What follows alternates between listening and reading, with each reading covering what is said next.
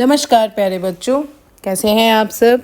तो प्रस्तुत हूँ आज मैं आपके समक्ष कक्षा 10 क्षितिज पुस्तक के गद्य भाग का प्रथम पाठ लेकर, जिसका नाम है नेताजी का चश्मा। इस पाठ के लेखक हैं स्वयं प्रकाश जी और इस पाठ में उन्होंने नेताजी के एक बहुत अहम हिस्से, एक छोटे से हिस्से के बारे में बात की है, जो कि नेताजी का चश्मा है। ठीक है, चलिए तो उसके बारे में, आगे पाठ के बारे में जानने से पहले हम परिचय जान लेते हैं हमारे लेखक स्वयं प्रकाश जी के बारे में। तो समकालीन कहानी में महत्वपूर्ण स्थान रखने वाले कहानीकार स्वयं प्रकाश का जन्म सन 1947 में इंदौर में हुआ था। उन्होंने मैकेनिकल इंजीनियरिंग की पढ़ाई की और एक औद्योगिक प्रतिष्ठान में नौकरी करने लगे। अपने जीवन का बड़ा हिस्सा उन्होंने राजस्थान में बिताया। वे वसुधा नामक पत्रिका के संपादन कार्य से भी जुड़े हैं। उनकी साहित्यिक सेवाओं के लिए उन्हें पहल सम्मान, वनमाली पुरस्कार, राजस्थान साहित्य अकादमी जैसे पुरस्कारों से सम्मानित किया जा चुका है। इनकी रचनाओं की बात करें तो इन्होंने कहानी संग्रह और उपन्यास व निबंध विधाओं में भी लेखनी की है। इनकी कहानी संग्रह में 13 कहानी संग्रह प्रकाशित हो चुके हैं, जिसमें सूरज कब निकलेगा, आएंगे अच्छे दिन, आदमी जात का आदमी, संधान आदि प्रमुख हैं। उपन्यास में बीच में विनय और ईंधन प्रमुख हैं। इनकी साहित्यिक विशेषताएं की बात करें तो उनकी कहानियों में वर्ग शोषण के विरुद्ध चेतना है। उनके लेखन में हमारे सामाजिक जीवन में जाति, संप्रदाय और लिंग के आधार पर हो रहे भेदभाव के खिलाफ इन्होंने प्रतिकार स्वर भी है। इनकी भाषा शैली में आम बोलचाल की खड़ी बोली है, जिसमें तत्सम, तद्भव, देशज शब्दों के साथ साथ आगत शब्दों का भी प्रयोग किया गया है। अब बात करते हैं इस पाठ की, नेताजी का चश्मा। ठीक है, समझते हैं कि इस पाठ में हम क्या पढ़ने वाले हैं। नेताजी का चश्मा पाठ जो है, इस पाठ में देशभक्ति की भावना को दिखाया गया है, जिसमें देश के नागरिकों को विकास के कार्य करने तथा देशभक्ति एवं देश प्रेम की भावना प्रगाढ़ करने की प्रेरणा दी गई है। इस कहानी में कैप्टन चश्मे वाले के माध्यम से देश के करोड़ों लोगों के देशभक्ति पूर्ण योगदान को उभारा गया है, जो अपने अपने तरीके से देश प्रेम तो करते हैं, परंतु वे पर्दे के पीछे रह जाते हैं। समाज उनके बारे में जान नहीं पाता। कहानी के अनुसार केवल बड़ों में ही नहीं, बल्कि बच्चों अर्थात आने वाली पीढ़ी में भी देश प्रेम तथा देशभक्ति की भावना भरी हुई है, परंतु उसे प्रदर्शित करने का उनका अपना अलग अलग अंदाज है। अब आते हैं हम कहानी के विस्तार पर, पाठ के विस्तार पर। तो शुरुआत होती है एक छोटे से कस्बे से, ये जो दिखाया गया है चित्र में, बहुत बड़ा कस्बा नहीं था। यहाँ इस कस्बे में कुछ ही पक्के मकान थे और एक बाज़ार था। लड़कों और लड़कियों का एक एक स्कूल था।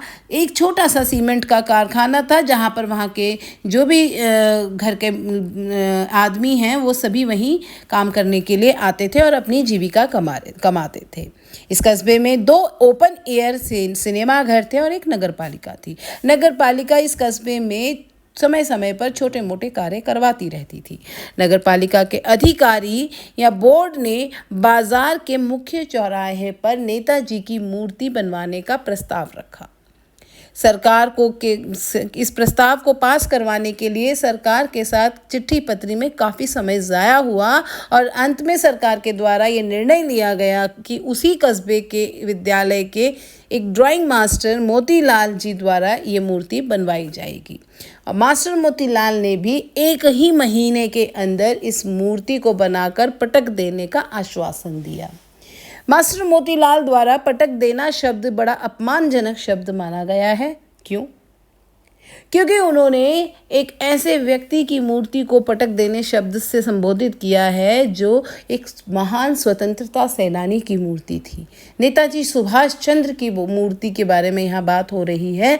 और इतने बड़े स्वतंत्रता सेनानी, जिन्होंने हंसते हंसते अपने प्राणों को न्यौछावर कर दिया देश के लिए, देश को आज़ाद कराने के लिए, तो ऐसे व्यक्ति के लिए पटक देना शब्द जो है वो अपमानजनक शब्द माना गया है। तो अब जैसा कि मोतीलाल मास्टर ने कहा था, वैसा ही उन्होंने किया। 1 महीने के अंदर अंदर उन्होंने मूर्ति बना करके तैयार कर दी। ठीक है। मूर्ति को देखकर ऐसा लगता था कि किसी स्थानीय कलाकार से जल्दी जल्दी में बनवाकर चौराहे पर लगा दी गई है। ठीक है। अब वहाँ पर एक हालदार साहब थे, जो हालदार साहब हर 15वें दिन कंपनी के काम के सिलसिले में उस कस्बे से होकर के गुजरते थे। हालदार साहब अपनी जीप में बैठकर ड्राइवर के साथ हर 15वें दिन उस कंपनी वहाँ से कस्बे से होकर के गुजरते थे। हालदार साहब जब पहली बार इस कस्बे से गुजरे तो उन्होंने नेताजी की मूर्ति देखी। संगमरमर की बनी नेताजी की मूर्ति टोपी की नोक से लेकर कोट के दूसरे बटन तक कोई 2 फीट ऊंची होगी। नेताजी की मूर्ति सुंदर तो थी, किंतु उनकी आंखों पर चश्मा नहीं था। मूर्ति पर सचमुच का एक सामान्य काला चौड़े फ्रेम वाला चश्मा पहना दिया गया था। ऐसी मूर्ति को हालदार साहब ने देखा तो उनके चेहरे पर कौतुक भरी मुस्कान फैल गई। मूर्ति पत्थर की और चश्मा रियल। कौतुक भरी मुस्कान से अर्थ है कि हैरानी भरी मुस्कान। नेताजी की मूर्ति पर ऐसा चश्मा देखकर हालदार साहब हैरान भी हुए और खुश भी हुए। हैरान इसलिए कि जिसने भी ये मूर्ति बनाई है वो नेताजी की मूर्ति के इतने अहम हिस्से को बनाना कैसे भूल सकता है, और खुश इसलिए कि फिर भी कोई शायद है जिसके अंदर इतनी देशभक्ति है कि उनको बिना चश्मे की मूर्ति अच्छी नहीं लगती और उस पर वो असली का चश्मा लगा देता है। तो यही कारण था हालदार साहब के चेहरे पर कौतुक भरी मुस्कान के आने का।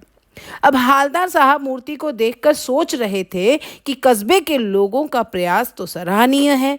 मूर्ति के आकार का महत्व नहीं, महत्व लोगों की भावना का है, वरना देशभक्ति तो मजाक की चीज बनती जा रही है।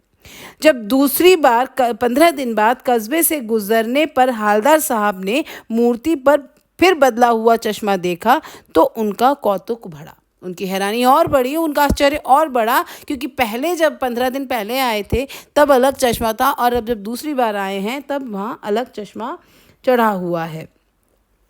इसी प्रकार फिर जब हैरान होकर और मन ही मन प्रसन्न होकर जीप आगे बढ़ गई।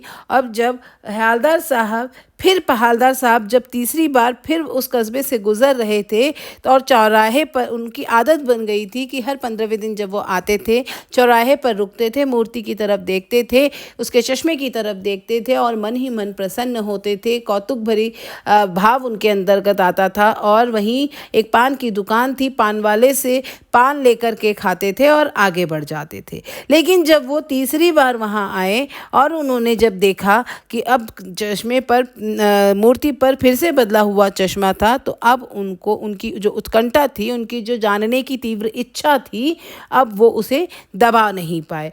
तब वो पान वाले से मूर्ति का चश्मा बदले जाने के बारे में पूछ ही बैठे। अब पान वाले और हालदार साहब के बीच में क्या बातचीत होती है। हालदार साहब ने मूर्ति के बारे में पान वाले से पूछा तो पान वाला खुश मिजाज आदमी था, मोटी थोंद वाला, हर समय पान मुंह में ठूसे रहता था। तो जब हालदार साहब ने उससे मूर्ति पर चश्मा बदलने के कारण के बारे में पूछा तो पान वाले ने पान की जो पीक थी उसे पीछे की तरफ थूकते हुए फिर बताया कि क्या बताया उसने। वह बताता है कि ये कैप्टन चश्मे वाला है जो ये चश्मा चेंज करने का काम करता है। हालदार साहब को बात कुछ समझ में नहीं आई कि कैप्टन चेंज करता है। फिर वो पूछते हैं लेकिन वो क्यों करता है। तो हालदार साहब पान वाला बताता है कोई ग्राहक मूर्ति पर लगे चश्मे की मांग करता है और अगर वैसा चश्मा कैप्टन के पास न हो तो वह मूर्ति पर लगे चश्मे को बेच देता है और मूर्ति पर दूसरा चश्मा लगा देता है। अब ये सुनने के बाद हालदार साहब को मूर्ति का चश्मा बदले जाने का कारण समझ में आया कि किसी चश्मे वाले कैप्टन को बिना चश्मे वाले नेताजी की मूर्ति बुरी लगती है, अच्छी नहीं लगती। तो वो चश्मे वाला अपनी छोटी सी दुकान के गिने चुने फ्रेमों में से एक नेताजी की मूर्ति पर लगा देता है।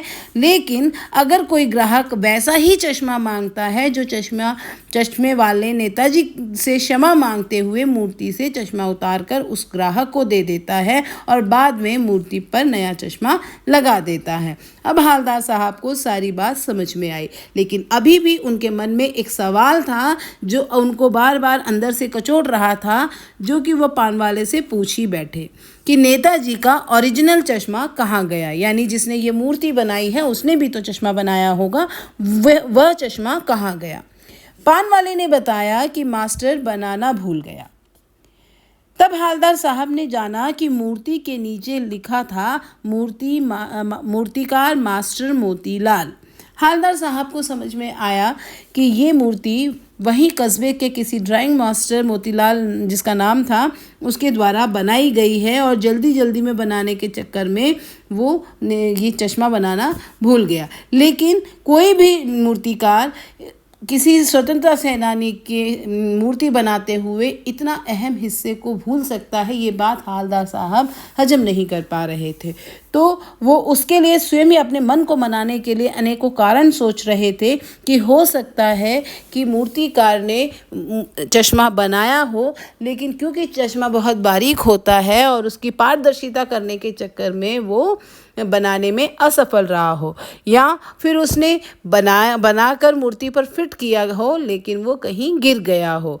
कहीं से कहीं तक हवलदार साहब का मन ये मानने को तैयार नहीं है कि वास्तव में जो मूर्तिकार है वो नेताजी का ओरिजिनल चश्मा बनाना भूल गया। अब हवलदार साहब को जब ये सारी बात समझ में आई, तब हवलदार साहब ने पान वाले से पूछा कैप्टन के बारे में। पूछा कि क्या कैप्टन चश्मे वाला नेताजी का साथी है या फिर आज़ाद हिंद फौज का भूतपूर्व सिपाही। आप सब जानते हैं कि नेताजी सुभाष चंद्र बोस ने आज़ाद हिंद फौज बनाई थी। वही उसके शुरुआत करने वाले थे। इसीलिए हवलदार साहब ने पान वाले से ये बात पूछी कि कैप्टन ये क्यों करता है। मूर्ति पर चश्मा बनाने का काम कस्बे में इतने सारे लोग हैं, लेकिन कैप्टन ही क्यों करता है? क्या वो नेताजी का साथी रहा है या फिर आज़ाद हिंद फौज का सिपाही रहा है? पान वाले ने हंसते हुए बताया कि वह लंगड़ा फौज में क्या जाएगा, वह तो पागल है, पागल। वह आ रहा है, उसी से बात कर ले और कहीं उसका फोटो छपवा दे। तो पान वाला कैप्टन का इस प्रकार मजाक उड़ाता है और उसका मजाक उड़ाना हवलदार साहब को बिल्कुल भी अच्छा नहीं लगा, क्योंकि हवलदार साहब की नज़रों में कैप्टन एक सच्चा देशभक्त बन चुका था और उसका पान वाले द्वारा इस प्रकार मजाक उड़ाना हवलदार साहब को बिल्कुल भी अच्छा नहीं लगा। हवलदार साहब आते हुए कैप्टन को देखकर अवाक रह गए। क्यों अवाक मतलब हैरान रह गए। जब उन्होंने पीछे मुड़कर कैप्टन की तरफ देखा तो बिल्कुल हैरान रह गए। क्यों हैरान रह गए? क्योंकि उन्होंने देखा कि कैप्टन एक बेहद बूढ़ा, मरियल सा, लंगड़ा और सिर पर गांधी टोपी पहने, आंखों में काला चश्मा डाले, हाथ में एक छोटी सी संदूकची लिए और दूसरे हाथ में बांस पर टंगे चश्मे का फ्रेम लिए कैप्टन फेरी लगा रहा था। यानी इस कैप्टन की कोई दुकान नहीं थी, बल्कि एक बांस का डंडा था, उसी में उसने कुछ चश्मे के फ्रेम टांग रखे थे और एक छोटी सी संदूकची दूसरे हाथ में पकड़ रखी थी और वो एक लंगड़ा आदमी, बूढ़ा आदमी था। ठीक है। अब यानी कि उन्हीं चंद बांस पे टंगे फ्रेमों में से वो मूर्ति पर भी चश्मा लगाता है और उसे नेताजी की मूर्ति बिना चश्मे के अच्छी नहीं लगती और इस चीज़ का पूरा ध्यान रखता है कि नेताजी की मूर्ति को बिना चश्मे के ना रहना पड़े। यह देखकर हवलदार साहब चक्कर में पड़ गए कि क्या कैप्टन ही उसका वास्तविक नाम है। अब उसे ये बात सता रही थी कि उसको कैप्टन क्यों कहते हैं, क्या उसका असली नाम कैप्टन ही है। पान वाला अब उसके हवलदार साहब के और सवालों के जवाब देने में बिल्कुल भी दिलचस्पी नहीं ले रहा था। अब वो उनके सवालों के जवाब देने को बिल्कुल भी तैयार नहीं था और दूसरी तरफ जीप में ड्राइवर भी बेचैन हो रहा था। हवलदार साहब कैप्टन के बारे में सोचते हुए जीप में बैठकर चले गए। अब यही क्रम उनका 15 दिन बाद हवलदार साहब का आना, कस्बे में रुकना, मूर्ति की तरफ, चौराहे पर रुककर मूर्ति की तरफ देखना और पान वाले की दुकान से पान खाना, यही 2 साल तक क्रम ऐसे ही चलता चला गया। एक दिन जब हवलदार साहब कस्बे से गुजर रहे थे तो उन्होंने देखा कि मूर्ति पर चश्मा नहीं था और पान वाले की दुकान की तरफ देखा तो पान वाले की दुकान भी बंद थी और कस्बे में और भी दुकानें बंद थी, तो वो इसका कारण नहीं जान पाए। अगली बार जब दोबारा 15 दिन बाद हालदार साहब कस्बे के चौराहे से गुजर रहे थे तो उन्होंने देखा मूर्ति अभी भी बिना चश्मे के थी, परंतु पान वाले की दुकान खुली हुई थी।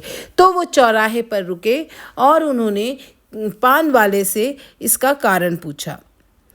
पान वाले ने हालदार साहब ने पान खाकर पान वाले से जब पूछा कि आज नेताजी की मूर्ति पर चश्मा नहीं है, क्या बात है? पान वाला अपने उदास होकर अपनी धोती से अपने आंसू पोंछते हुए बताया, साहब कैप्टन मर गया। साहब बिना कुछ बोले चुपचाप जीप में बैठे और रवाना हो गए।